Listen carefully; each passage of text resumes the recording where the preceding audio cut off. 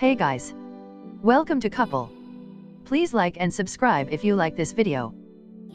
On a day when ratings revealed that Stephen Colbert's overtly political if smartly silly style has continued to vault him over his late-night competitors, the Late Show host unpacked a powerhouse of a show.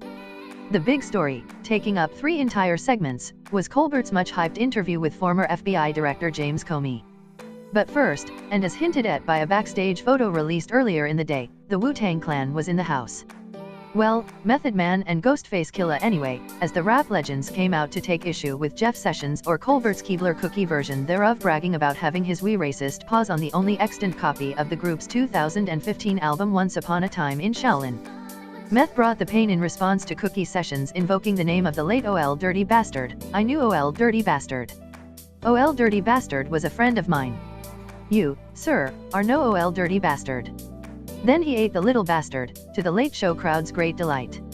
When Colbert invited Comey out for their Comey-sized interview, the guy 6 feet, 8 inches, he first brought out the red wine, in homage to the anecdote from Comey's new book, A Higher Loyalty, about drinking Pinot Noir on the plane home after being fired by Donald Trump.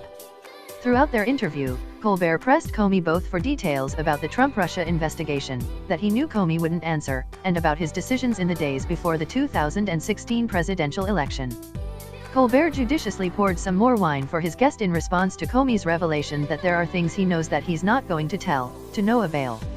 Colbert's interview style, as ever, combined slyly comical decency with a doggedness that forced Comey to consider his answers carefully.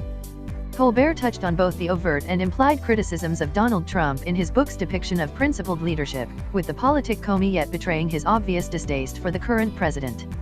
As to his fateful, and, it appears, unprecedented, decision to openly announce the reopening of the investigation into Hillary Clinton's email protocols in the days before the election, Comey fielded Colbert's persistent prodding with an explanation as well-reasoned as it was, to Colbert, ultimately unsatisfying. To Comey's statement that, faced with the same dilemma, he'd choose to do the same thing, Colbert accused the former FBI head of playing Pascal's wager with the country's future. He also, more pointedly, advised that, should such a potentially disastrous choice present itself again, the proper hypothetical response is to go back in time 70 years and kill baby Hitler and then don't release the emails. Playing a lightning round with their final segment, Colbert allowed himself to ask the good-naturedly uncomfortable Comey about the whole PP tape situation. Comey appreciated Colbert's first-hand insight into the actual room where the alleged sex worker water sports took place, as Colbert assured Comey that, indeed, the bedroom of the Moscow Ritz-Carlton presidential suite is big enough for germaphobe Trump to stay out of the splash zone. He also asked Comey to explain the assertion he made to George Stephanopoulos that impeaching Trump's alleged Russian colluding ass isn't the way to go. Comey again stated that were Trump, who he compared to a mob boss in both leadership style and bottomless, egomaniacal emptiness, to be impeached, it would rob the country of the reaffirmation of norms and ethics that a resounding election defeat would provide. Asked by Colbert if that was an implicit criticism of the American voters for putting this microwaved circus peanut that someone rubbed on a golden retriever, Colbert's words, in the White House, Comey admitted it was, partly.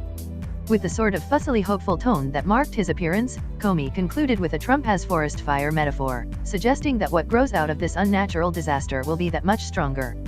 Which is one way around the fact that his actions helped light the country on fire in the first place.